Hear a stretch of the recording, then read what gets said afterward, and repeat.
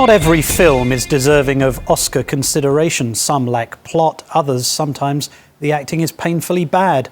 But is there one film in the cinematic library that can claim the status of worst movie ever?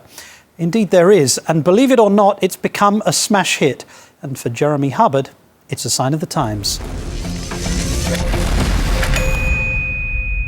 It's gonna be fun, isn't it? What are we doing today? Are we gonna do Two Feelings today? George Hardy is a small-town Alabama dentist with a secret past.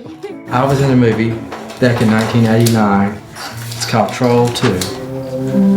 So where's that damn mirror? There's a reason he kept it secret.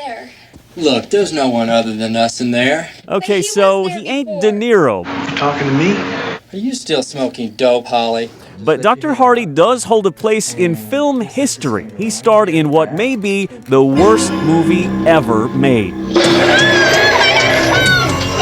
just trying to make a good movie. And you failed miserably. We failed miserably. Michael, Yeah. who are the goblins? Failure doesn't really begin to describe it. The goblins? Troll 2 skipped theaters, became a cheesy staple of late-night HBO. At one point, it was voted worst film ever on IMDb.com, and the movie review site Rotten Tomatoes gave it a 0, the lowest score possible.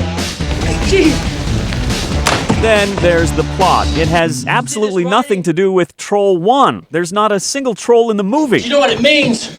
Instead, it's about a little boy terrorized by vegetarian goblins who want to turn his family into plants and eat them.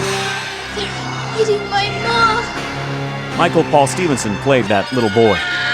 I thought that I was going to be a movie star. I mean, I thought that this was like the next Gremlins or the next Labyrinth. This was my big break. And we put the VHS in, and we all sat around the TV, and 7 seconds into it, my dad's jaw dropped and said, "Oh, Michael, this is a terrible movie." Hi, babe. Audiences, it seems, love movies that are perfectly awful. They line up for coast-to-coast screenings of The Room, an out-of-focus, poorly edited dud that's developed a cult following. You are tearing me apart, Lisa! Even bad movies like Plan 9 from Outer Space and Showgirls have garnered a big following years after they bombed. Grandpa! But is it so terrible it might actually be good? 2 decades later, audiences seem to think so. A rabid fan base has formed. At special screenings from Austin to Los Angeles, theatergoers have been lining up to see Troll 2. Troll 2! The biggest reason why Troll 2 has kind of become this phenomenon is that it's sincere. It's a sincere failure. Troll 2 is the best movie in the world! And to participate, some fans have made their own goblin costumes. There's even a Troll Olympic Games, and moviegoers shout at the screen, rattling off excruciatingly bad lines of dialogue.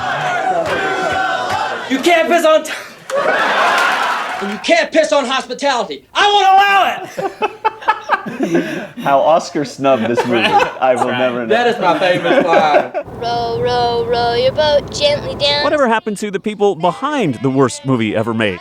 Michael wanted to find out, so he made a documentary called Best Worst Movie, highlighting the renaissance of Troll 2, and he reunited the cast. These people tried so hard to make a good movie, and they failed so hard that it kind of has more power than movies that are made adequately but aren't great. Well, I left in about the middle of the movie. I just couldn't take it anymore. I thought, what is it? We were at the Alamo Drafthouse the other night as an enthusiastic crowd packed in to see the first of many nationwide screenings of Best Worst Movie. You can't set out to make a film like this. A film like this maybe happens once a generation.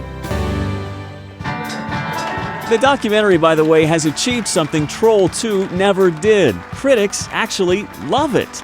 And here's something fans will love. A new script for Troll 2 Part 2 is now in the works.